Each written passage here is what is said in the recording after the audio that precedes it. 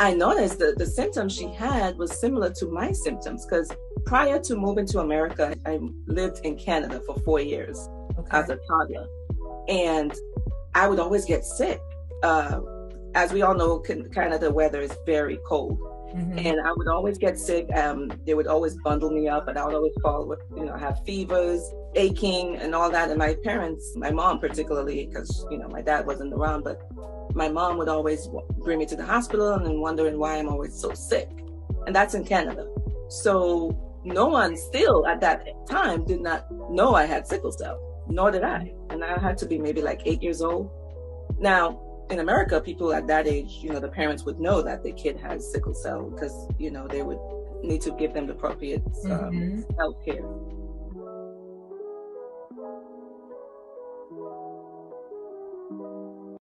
Okay, well, this is my first interview feature on Pretty Girls Get Sick.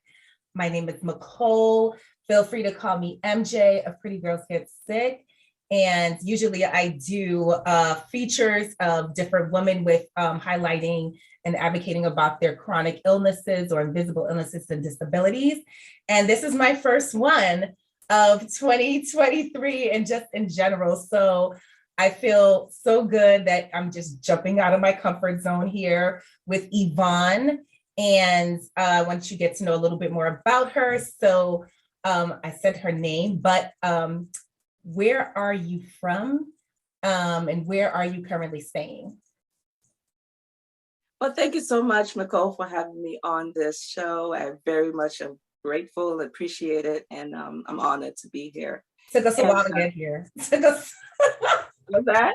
It took us so long to get here. It sure did. It sure did. But divine timing, as we are believers, we believe in divine timing, and for sure, it definitely happened as we thought we would know, as we know it would happen.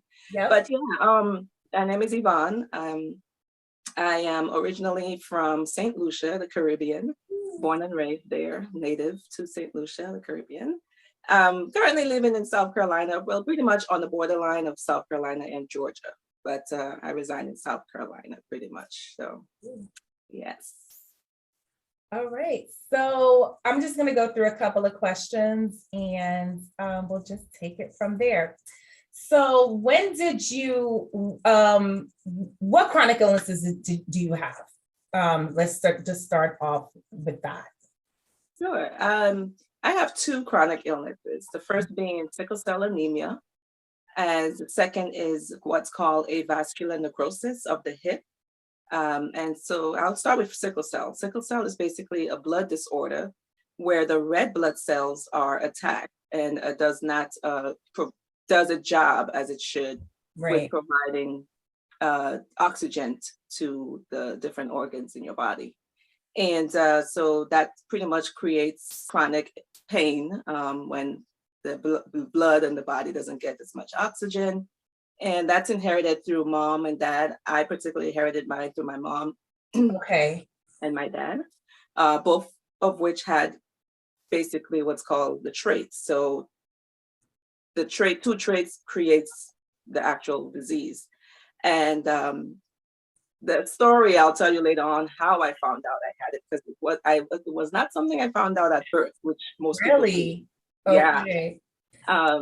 That seems very common. I have two family members that have the traits, and there was another family member that I had that had the trait, but didn't know until the other person that they were with had the trait, and then their child came out with sickle cell, and it was because of that.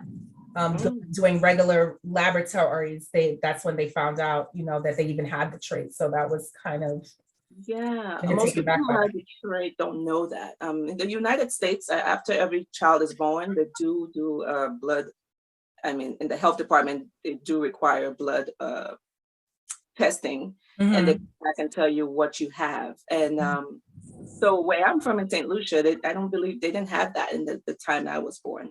And so I didn't know, nor did my parents know, because they both had the traits. And when you have the trait, it's basically you're living a normal life with with having sickle cells, but that you don't know of. But Right.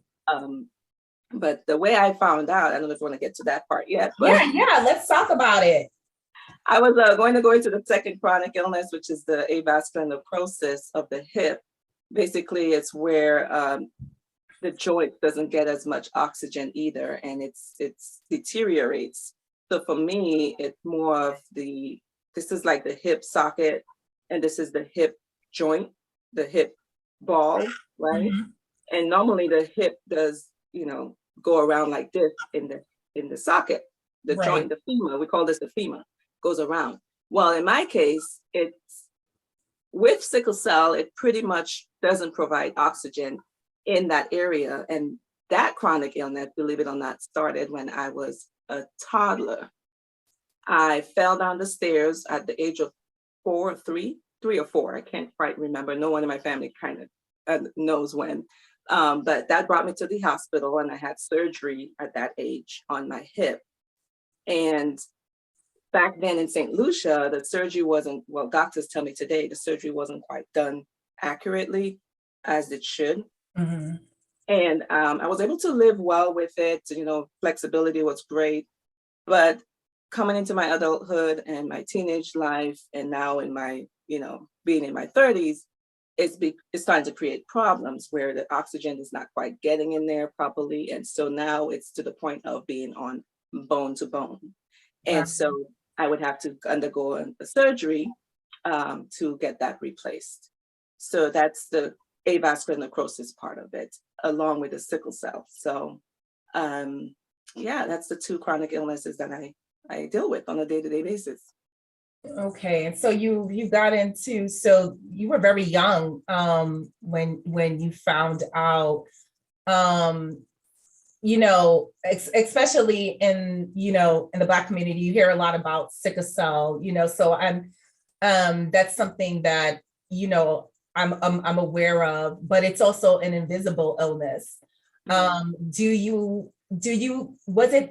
Was it difficult for you to like because that's definitely something that I, touch on, just as, I'm a fellow Spoonie as you, and I deal with an invisible illness, and something like sickle cell is an invisible illness. So no one's going to know that you have, that you're having a really bad flare. And I have someone that is very close to me. I used to work in a hospital for many years, and I met him in the hospital. He ended up becoming my coworker. And like I said, I have 2 family members that had sickle cell, but I never really seen a sickle cell crisis. And I remember him just being in so much pain. And when I was diagnosed with my chronic illness, especially during the first several years, I mean, I used to go through the worst pain. I mean, and all I could think about at that time was my coworker. And I was just like, wow. Like, I remember him telling me he was in so much pain. And I mean, it was just like so bad that, he would just needed to kind of like, it was almost like knock me out.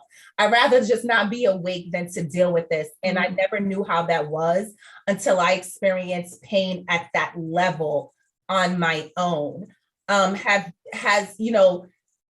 do you function, just in general with dealing with that? Have you dealt with people that looked at you and just didn't, believe that you were feeling ill? Because it's not something that you definitely have to disclose, right? You don't have to sit here and tell people like, oh, I have sickle cell. That's none of their business.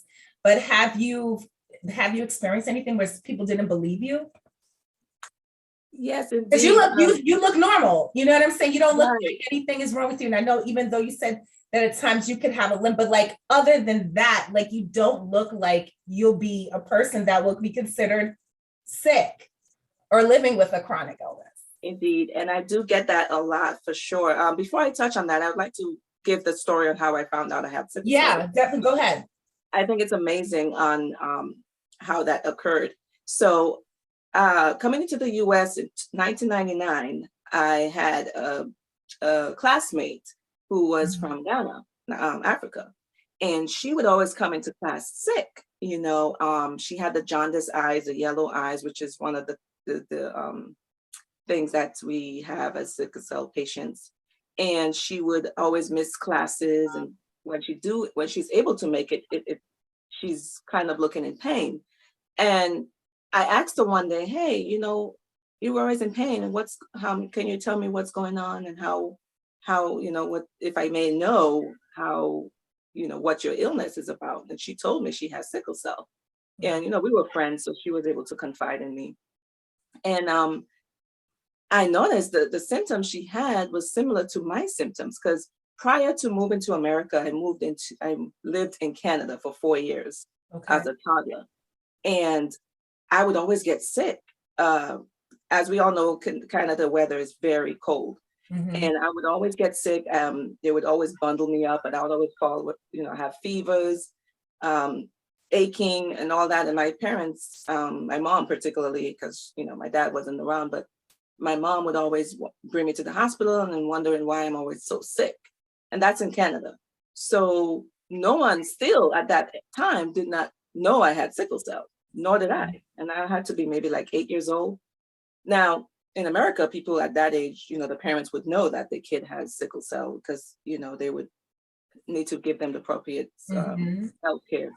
Well, in 1999, seeing my friend in school suffering and in pain, I discovered, well, not I discovered, I went to my doctor and asked, can I get tested for sickle cell? Wow. And they looked at me like, why do you think you got sickle cell? You should have known that if you did at birth. I was like, I don't know, my friend at school, she has those same symptoms, and I feel like I do myself. So they did it anyway, just to make me happy, but they was 100% sure it wouldn't come out positive, because they feel like I would have known. Sure enough, it came back positive, and the doctors just looked at me like, wow, I've never seen this before. And since then, they called me the self-diagnosis patient that diagnosed herself with sickle cell. And they were like, never seen this before in their life. And I guess what has helped me is the type of sickle cell I have. And I've been blessed to not have it as bad where I need a blood transfusion or I need oxygen and that sort, because I've had friends who've had sickle cell and it's been very bad on them. They're always having to do transfusion. They've had to be in the hospitalized all the time. And it's not a pretty thing to see. But I've just been blessed. My doctors have told me that my blood levels have always been near normal. Very few times I've had crisis. Like, I have 2 kids, so I've had crisis when I had my first child, my son. I was in the hospital for an extra like 4 days or so. I even went home with the pain. I couldn't even lift up a cup of tea after like immediately after giving birth. It's just like the crisis, the pain was pretty much under my arms, and I couldn't really pull myself up. I couldn't hold a cup of tea or nothing. So it took a while for the pain to go away. My second, they had to monitor me very well because of the experience with my first, but I didn't experience, they had me really hydrated. I didn't experience anything, any crisis, but I did have back labor with her for some reason, because, she was just on my back. But yeah, so I've always been blessed to have good blood levels. To answer your question about how do people view me? It's hard. It's hard because they don't say it, but when you finally let them know, it's the look on their face is kind of like, I don't know why society feels like sickness have a particular look to it. And it's really sad. It's really, really sad. I would go to my doctor's office and like I said, with my avascular necrosis to the hip, it caused me after a while to limp. So I walk with a limp, and I was walking to my doctor's appointment, and one of the agents, the healthcare agents, asked me what's wrong with me. And I was like shocked that he asked. And, some say, oh, he was probably just wondering if you needed help. I mean, if you're in a hospital setting and you're seeing someone looking ill, walking to, minding the business, walking to the appointment, I don't know. I kind of took it as they were kind of judging. Yeah. because they saw a pretty woman limping. They figured, oh, that's not normal. You don't see, a pretty person limping. I mean, like I said, you don't even go talking to a person in a wheelchair and asking them, hey, why are you in the wheelchair? Hey, what's wrong with Exactly. you? Exactly. Yeah, apparently they have something that's wrong with them. So why would he assume that, something shouldn't be wrong with me, So, and especially going into the doctors where the orthopedics, the Hmm. You would think elderly that that's people. like a safe space or something. No, the Yeah, like elderly, they look at you what? like, what is she doing here? What's wrong with her? Right. Yeah, so they don't say it, but you could certainly see it on their face and whatnot. So I guess I got used to it at this time, but it's still out there, the Yeah. discrimination and the and the judgments. Yeah, very much is. Well, I it's a great thing, and thankfully that you don't experience it to the level that some others that I have seen in crisis with sickle cell. That is a good thing. However, you have been impacted, like you said, when your child was born, and you've had certain series where it has impacted you. But do you feel I always say, like with chronic illnesses, sometimes as much as it can impact you physically, I Mhm. feel like that we don't emphasize how much it impacts you mentally. Yeah. And I think sometimes mentally I was just way more messed up than how, Mm, physically I was limited to do things, because I'm limited, even though you necessarily can't see, I'm limited in so many things that I can't do anymore. And right. even though I was so saddened by it, I think that the mental impact that it took on me, was higher than that. Um, Even though you found out younger, do you still, and with the crisis that you have gone through, do you feel like like it had more of a mental impact on you than physical? Oh yes, it has both. Mhm. It really does have both. The physical comes there when you're in pain, then the mental kicks in because you're like, gosh, I wish I could do more. Um, you fall into a depression stage. I certainly have been depressed Yeah, several times, definitely. and it's yeah, it's really bad when you get to the point where, like, you're young, you want to do things that you love to do. If I wasn't, ill, there was so many things I would love to do. That's, Yeah. like many things. But it's just the toll that it takes on your brain and your mind, and it's tiring. It's really draining. Yeah, and depression Um, is a funny thing. Because you hear about depression a lot, and there's sometimes where I'm just like, when I would like look up like what depression is, or my doctors would ask me and I'm depressed, I'll be like, I'm not depressed. I'm not to the point where I felt like I didn't want to like clean myself, or, but there's times where I didn't want to go to bed. I feel like I've had moments of depression. And that could be, but it wasn't like I was depressed all the time. But I can have these moments that can last days, months, mhm. and it would like come and go. Right. Until one time, it was last year, and I told my doctor, and I was just like, I really didn't want to say anything, but I just feel like I'm kind of like really, really struggling right now. Mhm. And I don't know why I was nervous to say that, but I think it was just because I just didn't, when I would look at, I would see other people and they would talk about depression. I was just like, that's kind of not like me. So I was just like, maybe it's just life, I'm used to just having high and low times, and it's just life, whatever. But then I was just like, no, this is more. And my rheumatologist at the time was very happy that I said it, because she said, I honestly would have thought this whole time, all these years, I don't see how you could not have fallen into depression after everything like that you've been through. Mhm. So, she did help me. And I was, and actually another friend, I feel one of my chronic sisters was telling me about a medication that she was on. I forgot the name at the time, but she said how much it helped her. And that definitely made me want to go ahead and have the conversation, about, depression, with going on with this, because I just think that there's days that we're fine and we've learned how to deal with it, right? And we just learn and we just go on about our lives differently. However, there's still times when you're just like frustrated by it. You're frustrated by your limitations. Like, do you ever really get used to it? Like, I'm used to it. But then there's times where I'm just like, yo, even though I'm used to it, like I still find myself depressed or pissed off, sometimes too, when I'm just like, I'm so tired of this. It's draining. I'm tired of this. It's draining. It's draining. And it's I can't even explain how much. And like for me, the same goes. I'm not always in that depression mode. It's comes and goes. And thankfully I keep myself busy and have several talents and skills and passions that I deal with and I do. So that helps with getting out of that zone. But there's times where, for instance, when it's raining, arthritis kicks in when it's raining. And so immediately, sometimes even before the rain comes, you feel the arthritis. For me, it's in my hip. And I'm like, oh boy, I just want to stay in bed all day.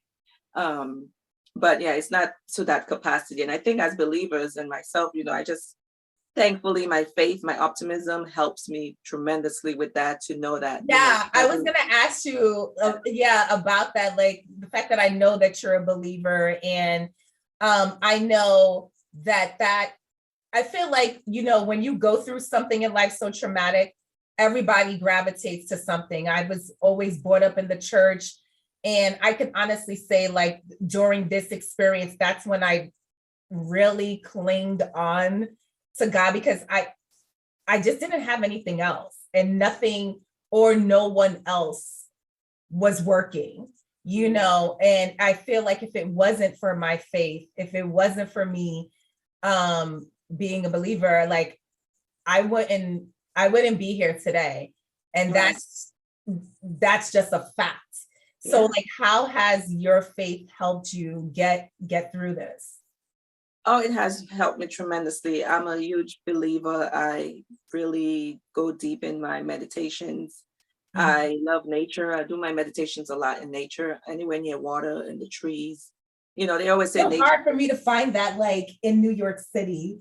But I guess so when I leave and I'm in the South, I could find those outlets. Yeah, I'm sure there is one or two trails or something in New York. I mean, New York has a bunch of runners and joggers, so I'm sure they always have some places you can go that they love to jog and run.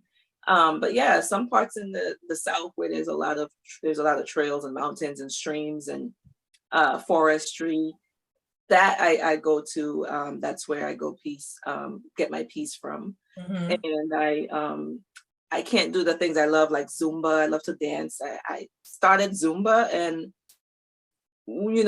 I couldn't go back. Like, if I go today, I can't go back tomorrow because I will be in pain. I will have to literally give myself 2-3 days to heal from that, what I just did to my hip, in the movement, in order to go back. And it's sad because, my friends from Zumba would say, hey, how come you only come once a week? We have it 3 times a week. And, it's just embarrassing to say, well, hey, I just beat up myself in there with my hip.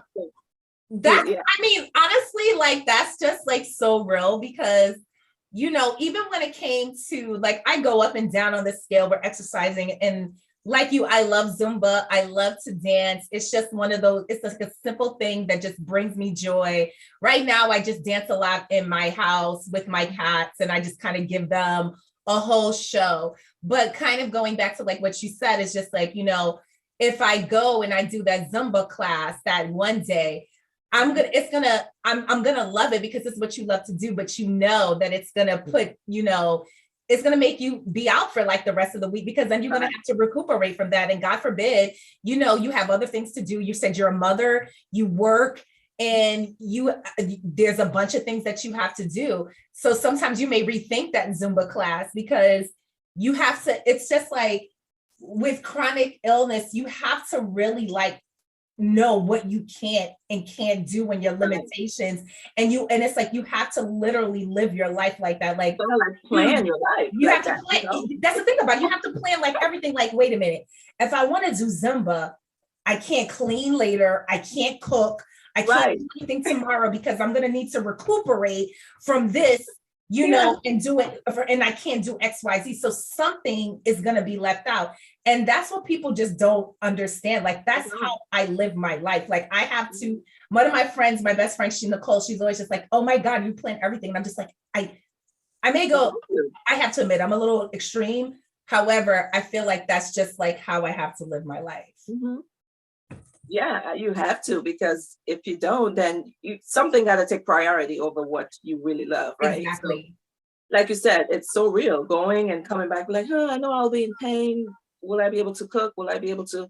And for me, I love to cook and I love to eat. Matter of fact, I love to cook.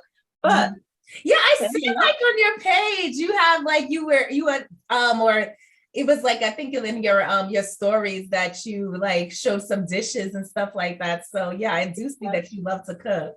I do. And that's the thing for me too. So, it's becoming a situation where standing up in the kitchen for too long, and I'm a passionate cook.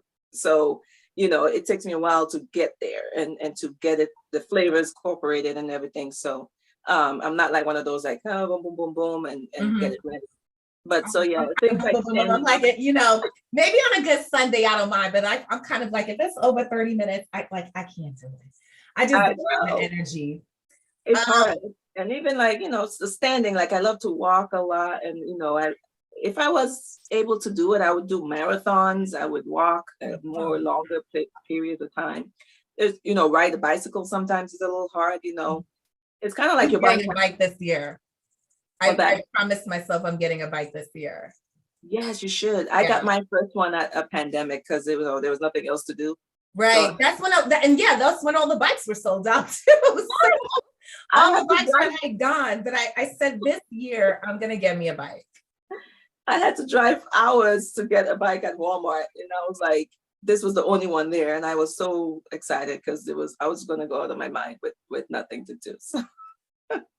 Well, there's always stuff to do, but but like, sometimes you want to find something that like would help you, but at the same time it's fun to do. And like you said about the trails, and you could go bike riding. Like, to me, like I said, my weight goes up and down, but like if I think about like if I just want to stay active in general, what I'm saying, bike riding burns a lot of calories. It's good for you to be outside. It's good for you to get natural vitamin D. So like bike riding just seems, and then it's just like, if it's a hot day, feeling a little breeze on you. So like, yeah, I think bike riding is good. It's a good exercise. And I would exercise more often as well, because even going to the gym, I can't do much lower body workouts. I have to do more upper body. And you get that cardio in, and it's like, so it's frustrating. It really is. That's true. Yeah. But we gotta just think of, look at the brighter side of it. Sometimes I have to literally tell myself, you know what, Yvonne, you have your limbs. Yeah, you may not be walking straight like you want to. You may not be able to enjoy all these things, but you have your limbs, and there's people out there who, praise God. I see these people who on the internet that's cooking with their 2 feet because they have no hands, and God has given them the skill to do that. And I'm you're preaching right now, because yesterday I was in the gym right after work, and I kind of didn't like want to go. And I was doing like some, one of the machines with my arms, because I'm very weak in my arms. And at one point I wasn't going to do it. I was going to just say like, oh, okay, I think I'm done. I did enough. And the moment that I said that, right past me, a guy went by in his wheelchair. He had no legs, and he was in the gym. And I'm like, wow, here I am about to quit, and he just went right past me in the wheelchair. And I said, you know what? If he's here, I'm gonna get this workout. And I stayed like another 15 minutes. But I was definitely about to be like, all right, I'm done. And when he just went right past me, I was just, this man has no legs. But he came in here to get his workout on, and I respect that. So it just me just saying, you know what, to myself, no, you go ahead and do that, and then you can leave. They give me motivation tremendously, and I thank God for them, because they go through this stuff too, I'm sure. Of course. They know, he showed up. Yeah. Little do they know that we are encouraged by them, because absolutely, it's really something. Yes. So another thing I wanted to ask where, I definitely see one thing that we see and if you follow a lot of chronic illness pages, one thing I definitely see is about, these are voice of the patients, right? And they're talking about like not being believed by their providers, and it's very valid. It's very valid. And you do run into providers that, just the same way that you choose to go to somebody to do your hair, or, the way you will look to, to go on the best trip, you have to take that time to also seek out the right provider or specialist and know when someone is not for you. However, I would love, even though I see that that's very prevalent and out there, but at the same time, I just feel like I have gone through that, but I would say that I've had way more of a positive experience, thankfully. And I feel like God had just lined up the right providers for me when I needed them, came into my life during the times that I needed them. And I just wanted to know, have you, I feel like, especially when you do live with a chronic illness, you've seen the same specialist for years. Especially if you didn't move and if things are working. Have you ever had a provider that you had like a really good experience with, or that you stayed with, and that just really just maybe spoke life into you and just truly helped you with your diagnosis or just anything in general? Oh, yes, I did. Actually, I moved from Connecticut, right? And so I was up north where I feel the advocacy and support groups for sickle cell are great over there. And so when I moved down south, that's something I had to take a strong, consideration to finding and making sure that where I'm going to go get my care at will at least have a sickle cell center. Right. And not only that, but will they be able to give us support and advocate for me as I would? But I have to say, down here did not have great level of support as up north did. I'm not sure why. It could be because of funding that the hospital doesn't particularly get. So when I used to get all the other stuff, like they used to have little community gatherings for sickle cell patients, Christmas parties and different types of things. While we don't get that down here, it's more so just go get your care and go home. And that's one thing I miss from that. And it's just not as fulfilling as I would like, but I still get my care and I still get, whatever medication I need to get. The only thing I'm really disappointed about is so with sickle cell patients, because we could get into crisis any point in time, they typically have a group of people ready for us at the emergency room, because someone could come in there anytime with chronic, with a crisis. And after the pandemic, they took away that from the emergency room near me. And my doctor said that they're trying to, bring it back, but I don't know why they hasn't yet. So there was one time I went to the emergency room with some pain, and I told them, I'm a sickle cell patient, so that they could give me immediate, care. And I was waiting there for so long, and I was like, whatever happened to the immediate, get you on IV and get you some fluids or something? They said, well, yeah, that stopped since the pandemic. They were trying to get it back, but we don't know. It might be gone. So it was very disappointing not being able to have that anymore. Because, we thrive on the support from that system. So some states may have a better, funding and better support system than others.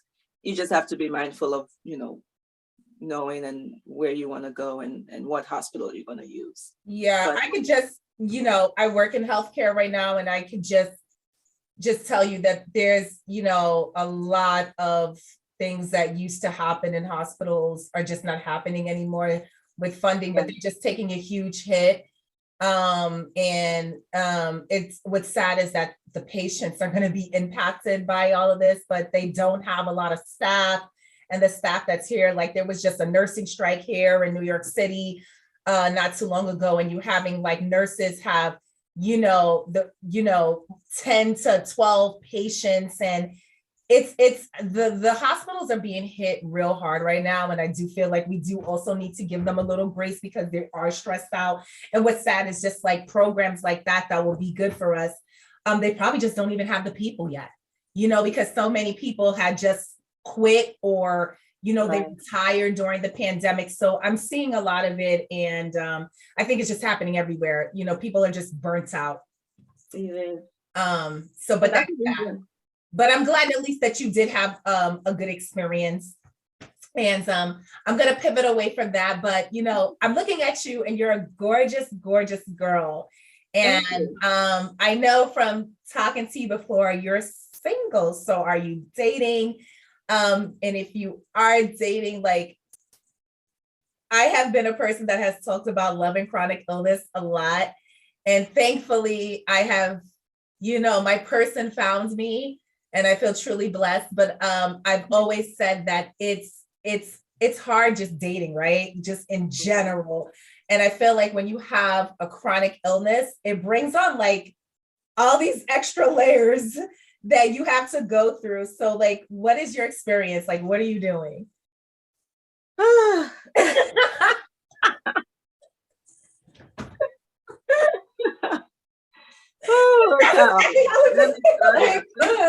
So where do I begin? First off, I'm happy for you and congratulations on your engagement. Thank and I'm you. like, I was one of those people that really was happy for you. And I'm like, wow, that's amazing. Actually, you inspired me to know that there is someone for me, particularly in my situation, that will be accepting of my situation, my chronic illness, and be okay with it. Because it's been hard for me. I've been single for 5 years now, and a lot of it has to do with me healing me and getting to know me more from my last relationship. And I've really been enjoying that. But recently, yes, I've started back dating, and that's the part that gets hard, because you someone like you, and they, of course, for men, they see the physical and they're like, ooh, that's a hot chick, right? But then they're so quick sometimes to be like, oh, I'm gonna marry you, or you're gonna be mine. But you have to just smile kindly and be like, well, don't say that yet, because you don't know what I come with, in order for you to know if you could deal with it. And you already know that you have to deal with a certain type of individual when you know what you're dealing with. Like, I'm not always going to be good, and it's just not about the physical. Like, are you going to truly be there for me? Can you handle this? Like, I can handle me, and I know how to handle me, but at the same time, like, you want somebody that's going to be there for you when you're good, but also when it's bad, and truly care for you, and not feel like you're a burden either. Right. And that's the hard part, is how do you sift through that stuff and find out who that person is. And so that's always an uncomfortable part to you have to tell them. For me, like, when do you bring it up? Like, do you bring it up in the beginning? Do you bring it up like later? I have gone like through that, and it's just I don't know, like, I don't know when the best time is. I used to think that I knew when the best time is, and I was just like, no, you just have to go with the conversation, and it's not being deceiving. You never want to deceive anybody. So it's going to come up early, but sometimes it's even trying to decipher who's even worth the time to even tell them to. You're not going to go out and just put it on your profile, or just tell anybody randomly, like, yeah, by the way, on the first date, you know what I mean? And not only that, but it's like, when you do tell them, especially if you're someone you haven't met yet, they start balling up things in their mind, like, ooh, like, I've tried it many ways with guys. One way I've said to them, hey, I got something to tell you. It's about something, about an illness I have. And they immediately, think of you as like a write-off, like I won't be able to deal with you, because I want a complete healthy woman who I could do things with, and go hiking with, and camping with, and walking and jogging. And you'd love to do these things, but it's kind of like, do you want to do you want to, take the rejection now, or do you want to take the rejection later? But if you Yeah, go yeah. there, you're going to get hurt, because what if you like the person and the person, so much involved in it? It's really, really hard. It's like sometimes you just get to the point that you're just like, I'm just not even gonna deal with it. It's kind of like almost easier to be by yourself, but then deep down, you don't want to go through life alone. But I know that I did find moments where I was just like, I don't want to have these conversations. It's exhausting. It's exhausting even getting ready. So like, I really, to go out on a date and to do all of that, I really need to make sure that you're worth it. Because if you're not worth it, I'll be happy sitting on my couch here with my cats in front of my TV, because the whole, to get ready is like a whole production. It's like, it takes a lot of energy. And, I don't think, and not only that, but what if the days I'm not looking pretty, right? What if I don't want to wear makeup, or I don't want my hair, done? Like, are you still going to like me for me? Yeah. So it's all about genuineness. I guess for me, I recognize a guy who is for me, who's of course patient, basically a guy who projects the fruits of the spirit, the kindness, right, humble, weak, and all those things about him has to be aligned with the fruit of the spirit. Because if he has those qualities, he'll probably have patience with me and be able to deal with what I have. And I get, and I guess sometimes I beat myself up a lot with this, because I always feel like, oh, maybe nobody's gonna want my situation. But I'm like, girl, I think that's natural. Yeah, you can still do things. You're still walking. You're still, like, people already don't think you're nothing. Gorgeous. That's like, you're beautiful, and nobody's perfect.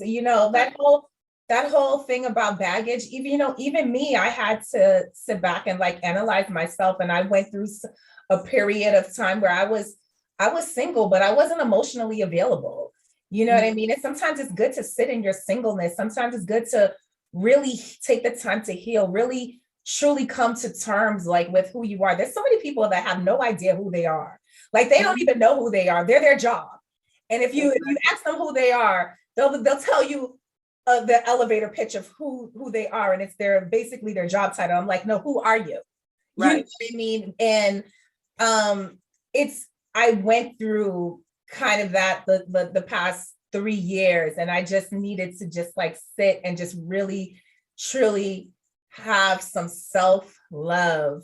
And a lot of that came from just insecurities of dealing with my chronic illness. And that's just the reality, the impact. And just people say, no, you're beautiful. And it's just at times just like, I don't feel that way. Yeah. But I mean, I don't feel that way. And you definitely would hope that you will be with a God, like you said, that shows the fruits of their spirit. And my mother always told me, and my mother told me this, so she said, Michole, the one that's for you has to love God first. Yeah. So for everybody else, just, when you're watching this, whether you're a believer or not, this is just my path. Okay. This is just my path. However, for what's for me is for me, and what's for you is for you. Right. But my mother did tell me that. She was just like, he has to love God first, and that's going to be the man for you. And I feel like she's told me that before over the years. She gave me like these books, and I never got it. And then I really, really got it during that time where I just was quiet. And through a divine connection, amen, a lady named HJ, I'm just gonna say her initials. My fiance, he's come through, and I can honestly say, like, all those things that I definitely needed, he's checked off those boxes. So I feel like it could happen to me, because I've never considered myself to be a lucky person, ever. But if it could happen for me, it could happen for you, it could happen for anybody. And I just feel like, especially us as believers, just trust him, but just live your life in between that, and don't worry about it. And don't look for it. And look, a divine connection, it would just come.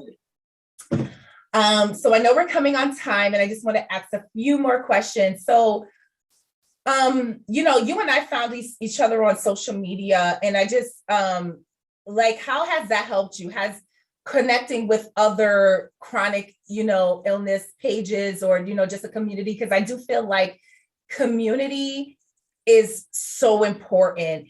And I know that that helped me because I felt very lonely. There's so many women that have different chronic illnesses and they feel like they're the only one. And it doesn't mean to their other friends when they say, oh, I feel lonely. Healthy friends, y'all need to understand when we say we're lonely, it doesn't mean that we don't love you. It doesn't mean that you're not my sister, but if you're not kind of going through what I go through and you have limitations and you have to plan your life in a different way, you feel lonely. And then the only community that you feel that could truly understand are the women or the people that go through things as similar as you.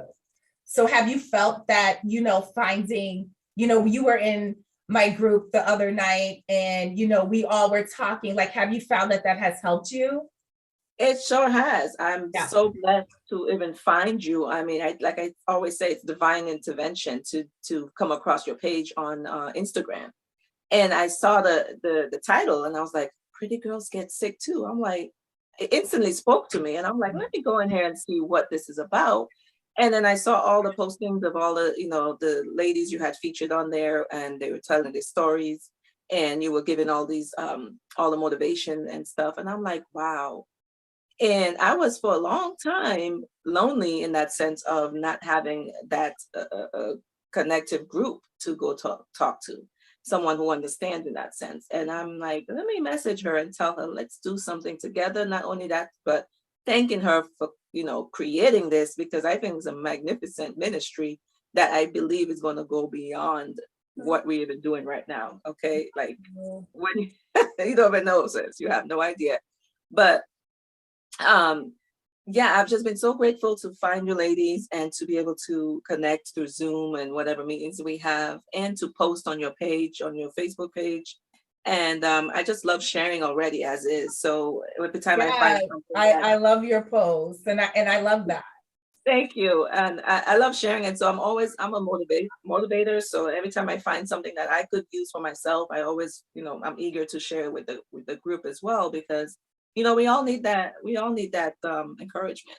We all need that. And I could finally say I have a sisterhood, a family that I could go to and ask questions and just know that we all, I'm not alone. I'm not the only person. Because I used to think like, am I the only one going through this? And it's good to know that other people like myself are not on the same page with me in that sense. And I really appreciate you building this and obeying God to starting this ministry and keep going, because it is just great. And we need to market this a little more for ladies everywhere in Europe and Africa. And I'm telling you, there's so many. I get amazed every time someone says, or you say it's like a ministry, because I was telling my fiance, said, I meet some of his friends and he'd be like, oh, so what ministry you have? And I'm like, I didn't know that this was a ministry. I didn't think of it. I didn't think of this.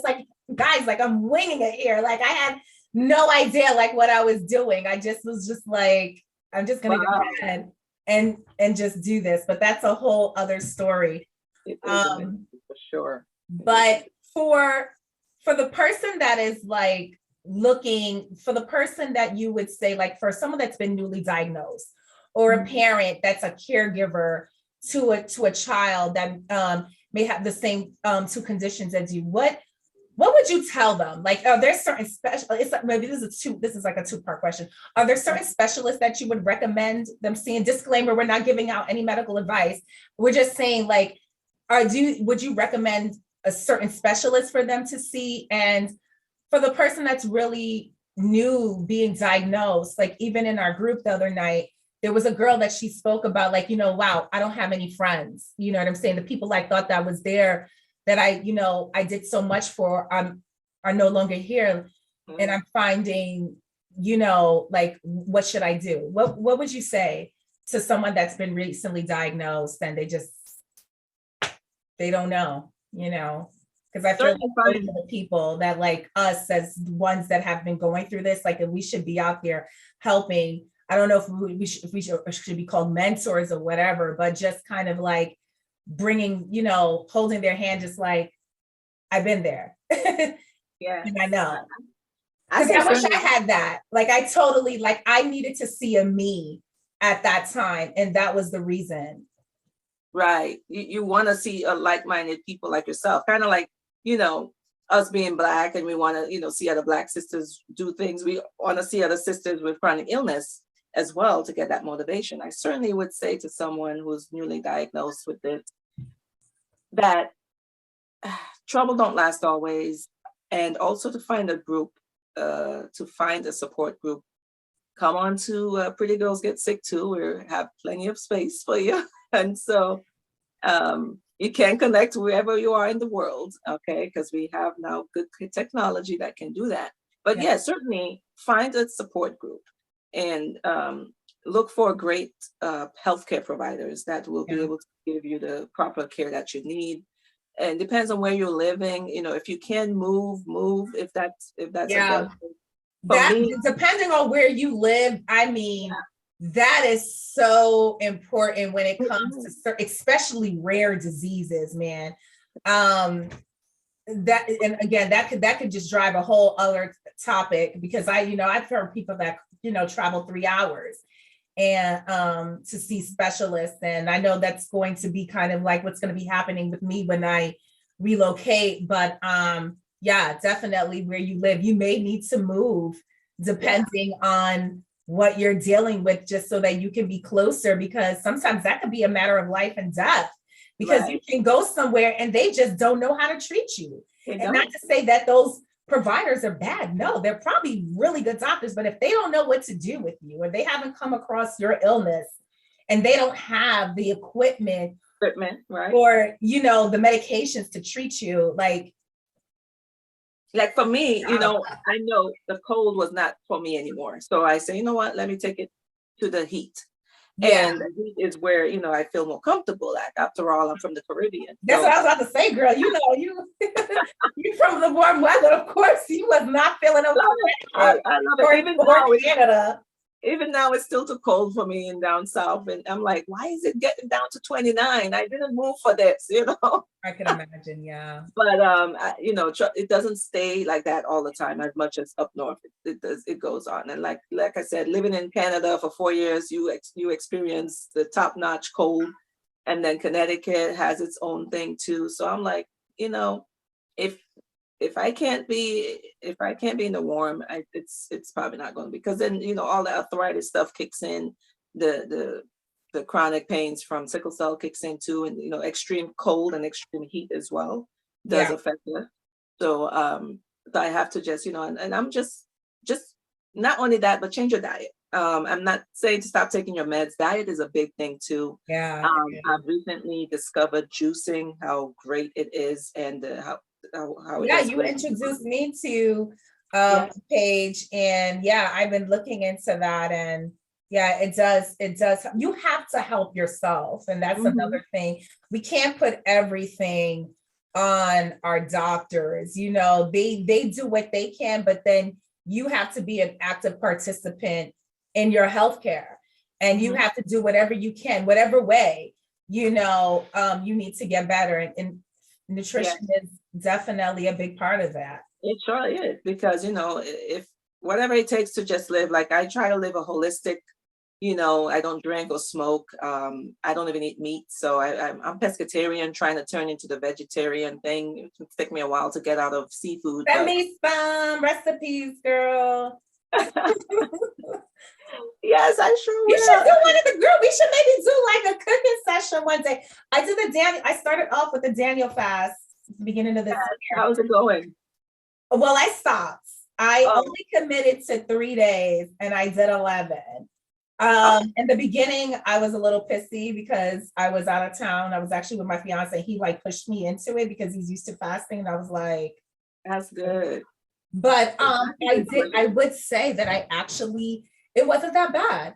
And I learned how I always kind of wanted to incorporate vegan, because my family's from the Caribbean, and I have a few Rastas in my family, and some of them push me, and they're like, Mickey, your reason why you're sick, if you don't do this, you don't do that. I'm like, okay. But I got a little savvy with it, and I made some tofu. And what I did is I made some curry tofu. And I kind of gave it the flavors and the things that I liked. And it wasn't that bad. So I think the key to it was just being prepared. We went shopping together. We did it. So I was really happy that we did it together. And so when I came back to New York, I just carried it on. And it was my first time. So I'm definitely, and like you said, the juicing and everything else like that. I think that that's great because I know I'm a person that I do not get the vegetables in that I need. So it's easier to do with juicing. Yeah. I just get a little confused about like if there's the juicing and then there's like what you'll have, say if you have like a NutriBullet or something. Right. Is it the same thing, you know, or does it matter? Either or is healthy. I particularly say to people is juicing, I feel is better. Why? Because it eliminates and takes away the fiber from the fruits and vegetables. And then when you consume it, it's able to absorb quicker because of the nutrients in the juice. And plus it extracts the juice and the fiber. I mean, we all need fiber, yes, but we need the nutrients more so too. Right, so that's why I particularly like juicing, because it really extracts. And if you get a good juicer, which you should see on that page I sent you, the Nama J, the J2 is the best one because it kind of it takes out all the juice in there. And to get myself one, I'm working on it. It's kind of pricey. Yeah, a lot of them good ones are, but I feel like, you know, you might as well just make a good investment. Yeah. It's an investment on health. Like, you know, we have to invest in our health for sure. And also I think we don't realize how short life really truly is. You know, I guess when you're dealing with something like that, you have to take so much good care of yourself. I feel like I definitely would say I'm glad that this happened to me. However, my outlook, I was more vain before, or I just looked at the wrong things in life, and it completely changed my entire outlook on life in general. And I just truly see how short life is and how you can truly be okay today and not okay tomorrow. And you know, I'm always inspired. You inspire me, you know what I mean? Just like how, you know, I thank you and I appreciate you saying, you know, these wonderful things about me, and thank you for the page, but you have no idea like how much life y'all breathe into me, because I didn't have anybody either at one point. And there was just one person that I could talk to, and her name was Mildred. And outside of that, that was like nothing. But our lives were different because she was married, you know, and I was single. And, you know, I'm just like, well, what happens to the single girl that's like about to live her life? And, you know, I'm here, I'm a workaholic, I'm doing my thing. I felt like I was doing it. And I'm just like monkey wrench thrown in, like, no. And, you know, life is just funny. So, and every moment as we get older, we know that's how short it is. You know, we have kids, we want to be able to see them grow and get into college and have a family one day on their own. Yeah. And so those are the things that motivate me. I'm like, you know, I can't exercise like I want to. I mean, of course, the exercise comes in many shapes and forms, but most I can do is control what I put in my body and take care of me as far as getting fresh air and drinking lots of water. And so, so we can do things towards our health, to make our life expectancy a little longer. You're right. Sure. Well, as we come to a close, what's next for you? First of all, you need to give us your social media handles, because I'm definitely going to put it in this video. But what's next for you here? Like, you know, is there more advocacy? Is it just about just letting more women in general, or just people know about sickle cell and your other chronic illness? Like, what's next for you from here? Well, I have certainly put in the atmosphere and manifesting what God has for me this 2023. I'm going with it full swing with positivity, expectation, basically to giving thanks to the unknown that's already on its way. That's right. That's so important. Yes. That's so important. Yeah. Thanking God for like the unknown blessings. The unknown. Yeah. because we don't want to just be thankful when it comes. We want to be That's thankful right. before it That's gets there. right. That way God knows you're open to receive. Mm-hmm. And with me being a very positive, optimistic person, that's why, that again too, I try to stay stress free, which helps with your mental health. It helps with Yeah. your, with stress level. For sure. I do whatever I feel that makes me happy, like the cooking, the nature thing, whatever that I feel that makes me sane, keep me sane. But what's next is pretty much fulfilling my purpose. And I can't say my purpose is along the line of chronic illness such as yours, but mine is more so in relationship. And so I love to help men and women together come together and have fulfilling, enjoyable relationships that they can enjoy with each other. That, and as well as I have some books that I have to write and publish this year, and I have a t-shirt line, and it's just so much. Well, and I have a dessert shop I would open up. So yeah, it's a lot of different things, but mainly the purpose that has been given to me is more relationships, because I feel God has used me so much so in that sense. Mm-hmm. Single for 5 years, I think he was using me to see and to get to know myself, of course, mainly heal, get to know myself, and get to know my audience on who I'll be working with. So that's what's next for me, is just taking it one day at a time, enjoying life, being always humble and thankful, and just thanking God for what he's putting me on earth to be here, and not taking it for granted either. I'm always being grateful. A good thing that people could also do in the mornings is do a lot of I am affirmations. Tell yourself that you are beautiful enough. There's a lot of people who are, scared these days of people who are strong and very much know themselves. You find a lot of people running away from that. So to those people who are dating with a chronic illness, just know that you are enough and that you are worthy. And write it anywhere. Write it on paper, put it on your mirror, wherever you got to put it.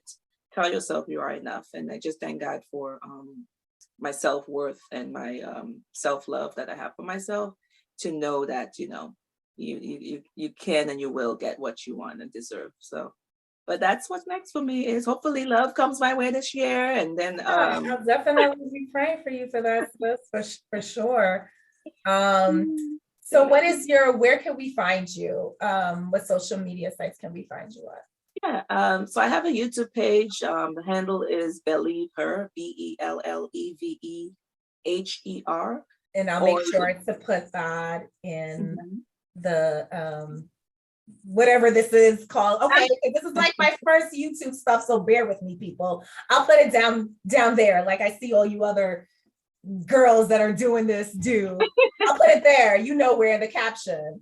Right. Oh, the description, I think. Description. There we go. Yeah. Yeah.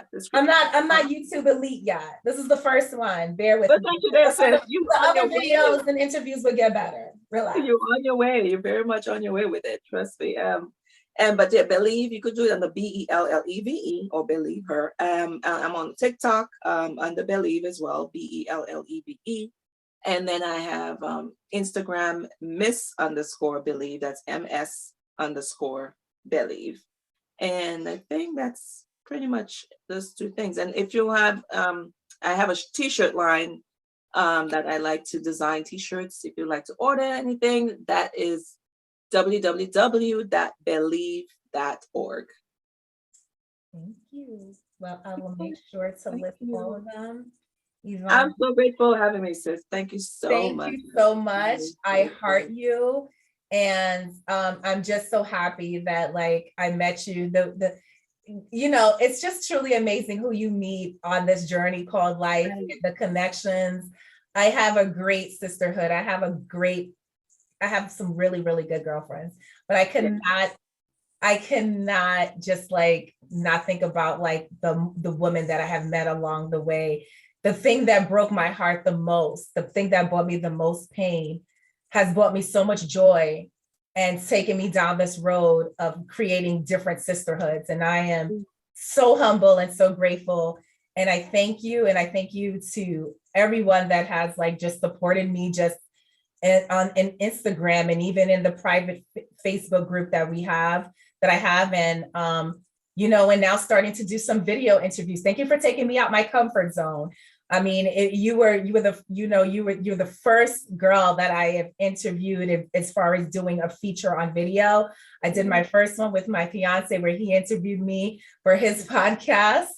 And you did well. Oh my goodness, you did awesome.